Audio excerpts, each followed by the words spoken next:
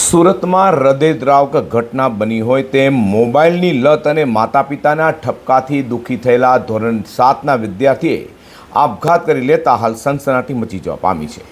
હાલ તો માસૂમ વિદ્યાર્થીઓના મોબાઈલ માટે આપઘાતને લઈને આ ઘટના હવે ખરેખર ચિંતાજનક બનવા પામી છે.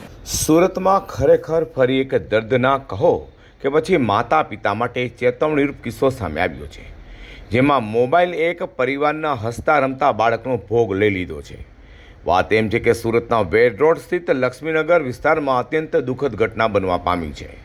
સુરત મહાનગરપાલિકા સંચાલિત નગર પ્રાથમિક શિક્ષણ સમિતિની શાળા નંબર 311માં માત્ર ધોરણ 7માં અભ્યાસ કરતો વિદ્યાર્થી સતત મોબાઈલ ફોનમાં વ્યસ્ત રહેતો હતો.